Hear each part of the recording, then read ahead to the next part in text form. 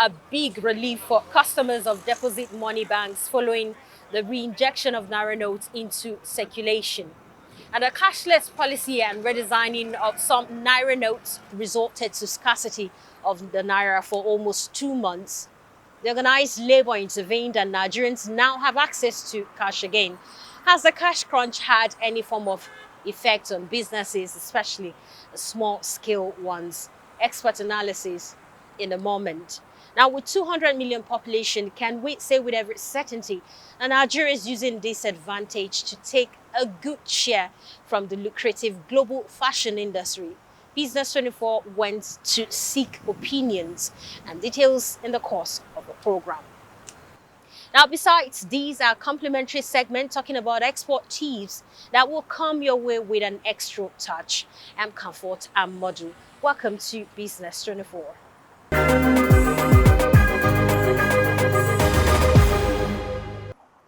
If you just tuned in, this is Business 24 and we are reaching you from the Federal Capital Territory, Abuja, on NTA News 24.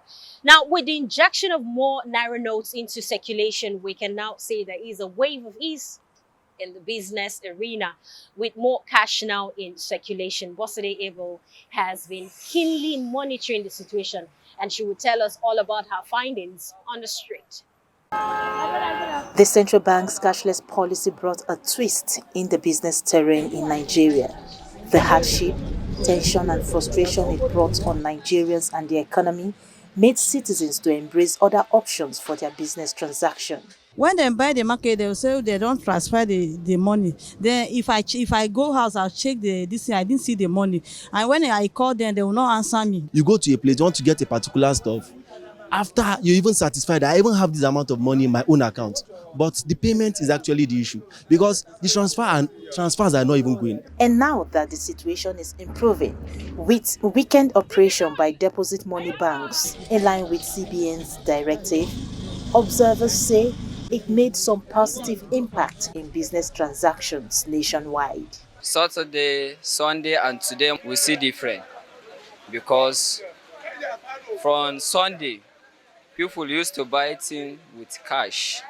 No more transfer, no more POS. With this money they release, I noticed that even the network is moving very fine. And everything, people are happy. All this cash crisis, cash scarcity won't be the same again.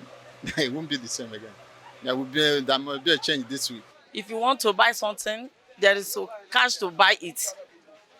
I'm so happy. They should just add it more so that especially people that are selling. We that are buying at times we can even do transfer and they will charge it on top of it. No, we don't mind. But these petty people that are selling things, some of them have closed their business because there's no money for them to get things. So that's it.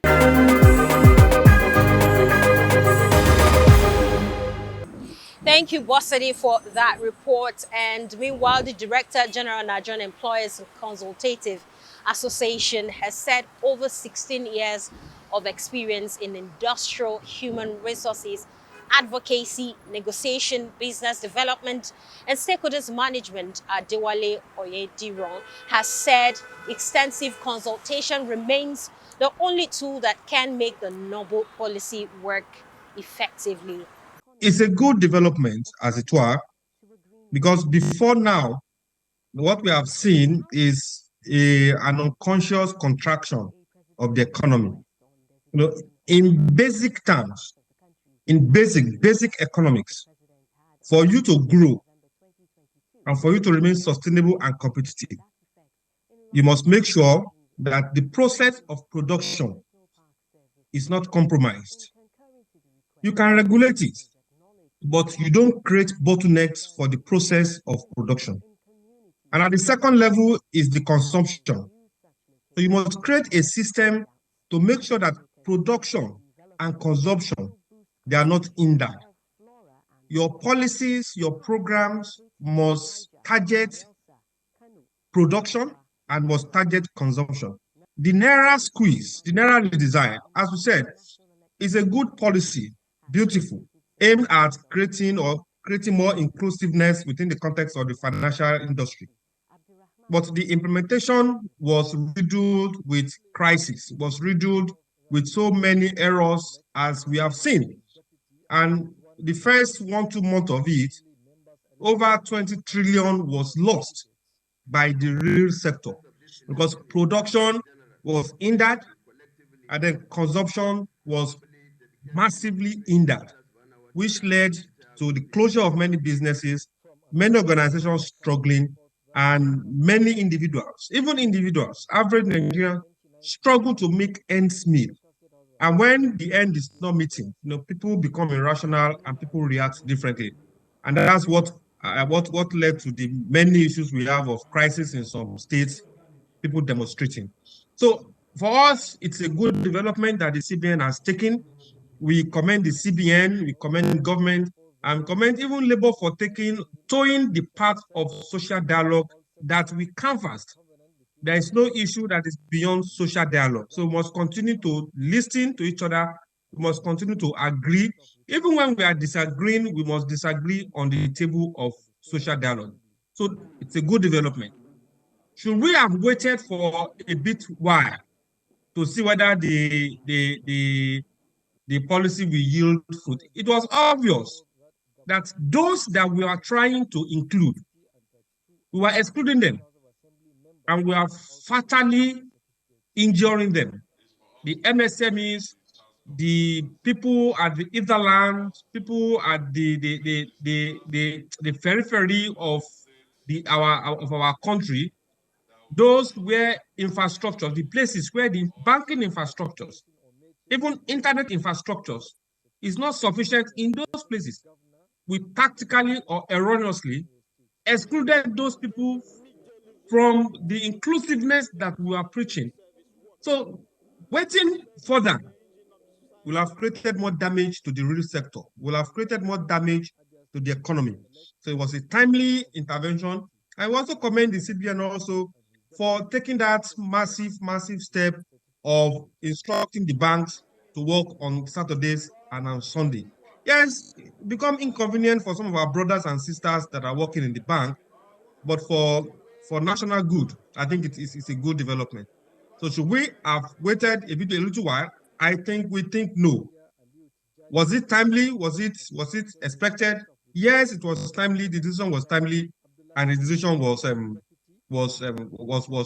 welcome when it came. I will commend also the Minister for Labour and Employment that also intervened between the NLC and the central bank itself. Places where they've implemented the cashless policy, or where predominantly you have online transactions, they had their challenges, they had their positives, and they learned from those challenges.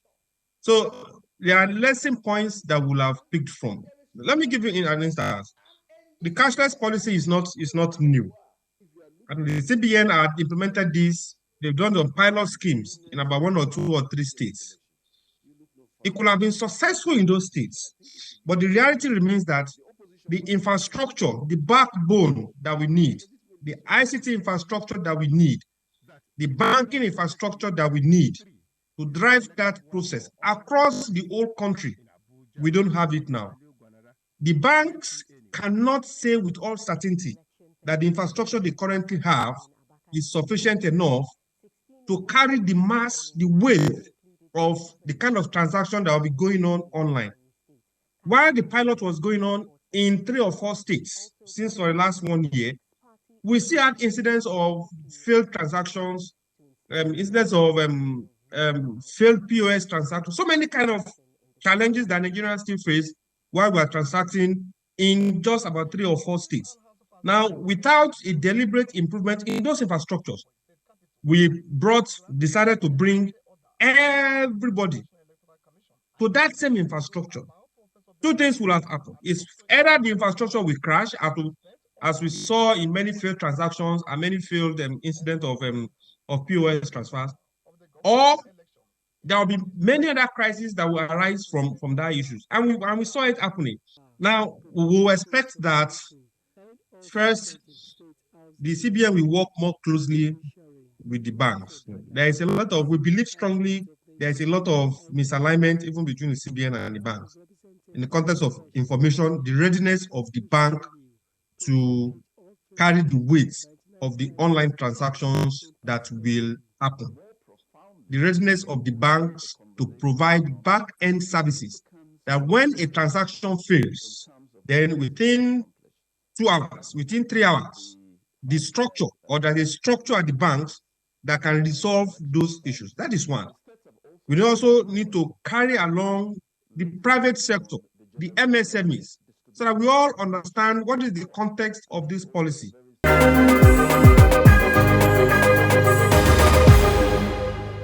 Away from that, it's been an evolution in Nigerian's fashion industry, with Watts fashion business valued at more than $2.5 trillion, and Nigeria having a population of 200 million.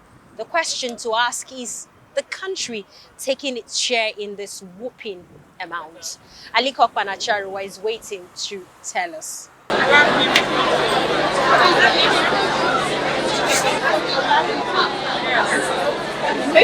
The Nigerian fashion industry has risen in size and complexity over the last decade, gaining international interest. The textile, apparel, bead-making, footwear sector has grown at an average of 17% each year since 2010, based on GDP data from the National Bureau of Statistics. If properly harnessed, stakeholders in the industry says the sector has a tremendous opportunity for growth and development of the nation's economy. Adire is 100% indigenous to Nigeria. I use Adire and I think it has become widely acceptable. We use Adire to make anything wearable, whether Western, and the good thing is they come in different textures. So people can actually use them to make anything they want. I can actually use Adire to make a dinner gown if I want to. Example, what I'm wearing is in Adire. You know, you saw one of my colleagues, she was wearing a jumpsuit. That is Adire. I know that particular outfit is something that, you know, a lot of our young people want. So you can actually use Adire to do anything you want, dress anyhow you want, be as stylish as you want to be without looking like, you know, the old traditional African woman. Ankara business generally is so forward moving. In the next 5 years, I see progress. I see mega company coming up. I see the Nigerian government thinking inward that there is possibility of turning things around, even with the production of textile in Nigeria. I see the fashion enthusiasts getting things done better. I see Nigerian fashion designer evolving greater and hijacking the global markets. Despite all odds, they still prospered. I wish Nigerian government can revive the moribund textile industry because it has a prospect of $1 trillion. And I think we can harness that market and gain our position back. By the time people encourage themselves, go into different types of production, definitely it will help the economy, it will help the currency that is falling every day. Finding out some of the factors bedevailing the industry, cloth makers and tailors pinpoint lack of raw materials, textiles industries, scarcity of cash and skilled labor, as well as lack of infrastructure and adequate power supply as some of the challenges limiting the full potential of the sector. This one that I'm sewing now, I have a friend that just came and brought some sample for me that they produce living right here in Abuja. So this one, they are producing right here in Abuja. So any color that I need, I will call her, she will bring it for me. But there are some that maybe some silk that they call it Indian silk. I don't know whether they're doing it in India or what. So, but this one, I'm very sure they're doing it here in Nigeria. But sometimes this texture will not be as quality as the one some other people are bringing. So I keep telling the woman, she said there is a raw material that they're getting, that the wool that they're using is not good at all. So many people here have potentials. So, and what they need is just little support from government, little support. And you see everybody will sell, and it will definitely get to everybody. So that little support from government will go a very long way, because like this, just like what I said, this my friend now, if she can get a quality raw material, and she also complained about light because they use machine. So sometimes you will not be able to meet up with our demand. So you say if they have a steady light, that they will produce more.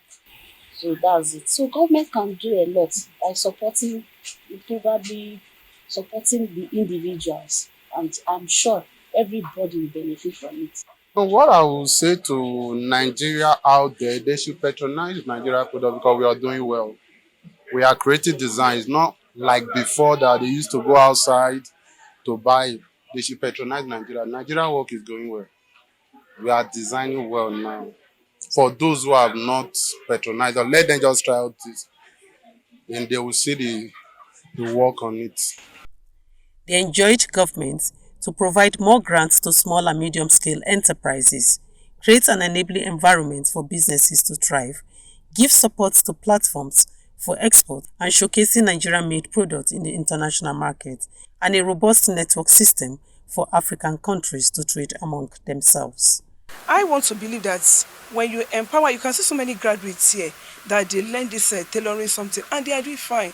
They earn more than the salary people. Empowerment is very, very important in this situation we are in Nigeria, my sister. Everybody wants to get skillful because that's where the money is coming from now. So we can't really rely on the government for everything. So as an individual, it's encouraged that you get yourself involved in anything you can do that can get money for you. We have everything it takes. Our handwork is better than the education. But like me, I tried going to school, but it didn't work. But today, I can employ a graduate to come and work for me. There is no any other country that is better than this country.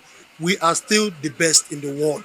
Nigeria still remember my country. We die here and we die here.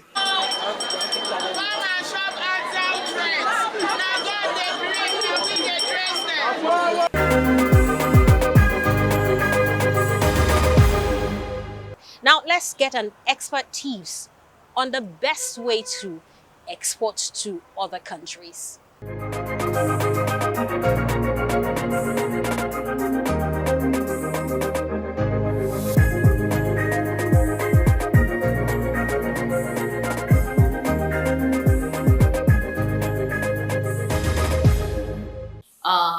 It's very important that whoever is going into export, whether you are just a brand new person going into export or you are an already existing exporter, is to ensure that you understand the export contract that you are about to sign, the payment, the mode of payment that is being offered to you. Please ensure that you go to your bank and speak to the export desk of the bank just to ensure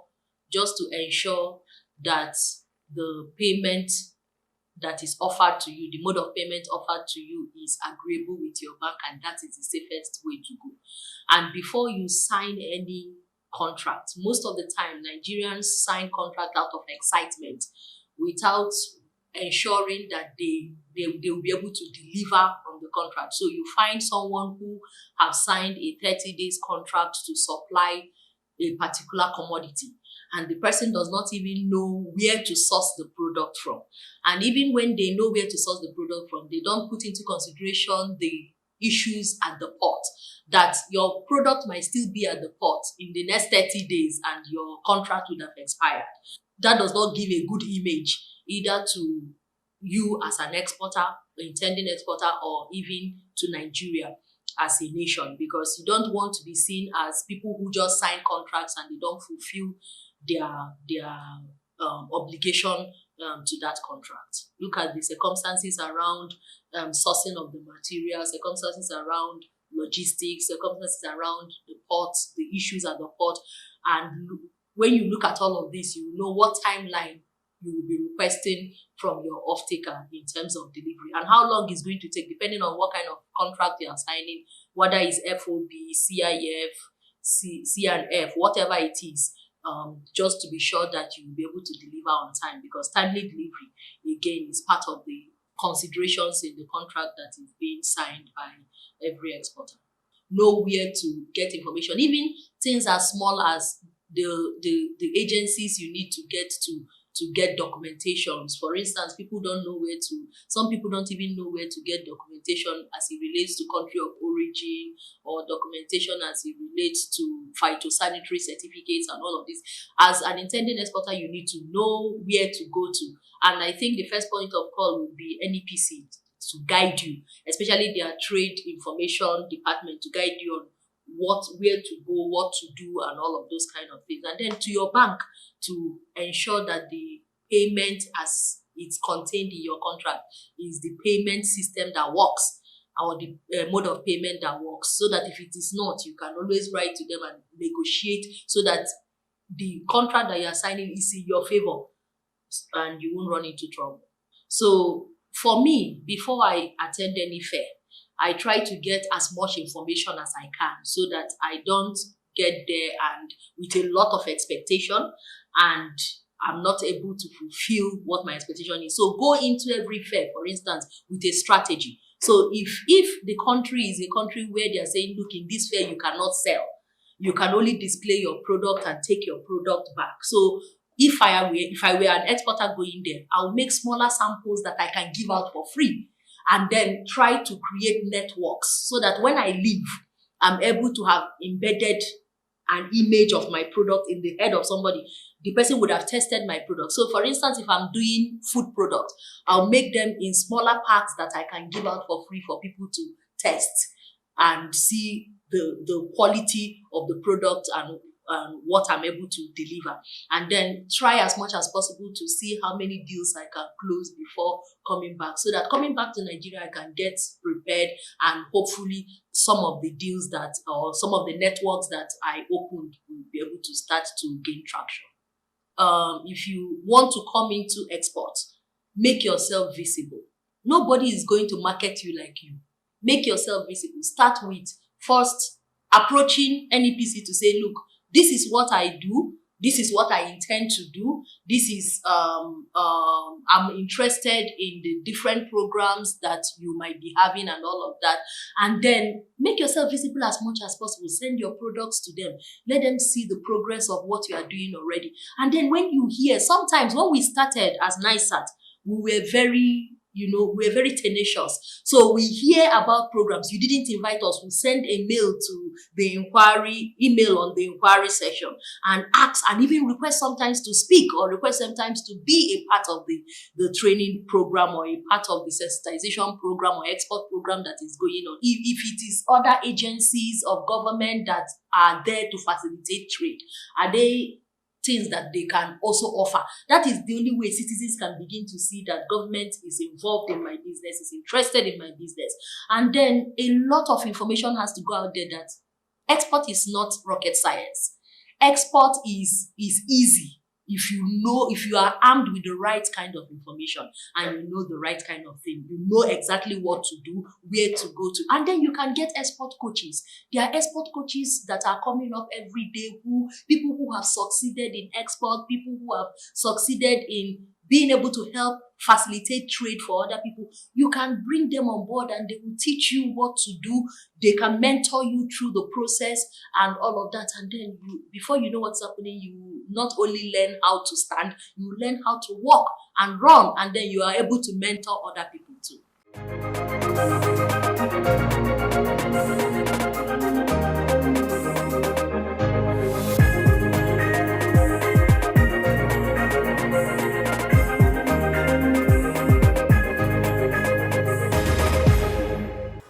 All right, thank you so much for being part of the program, and I'm sure those valuable tips will go a long way in helping you to do your business well. Like I would always say, think Nigerian product, do business wisely, and patronize made in Nigeria products.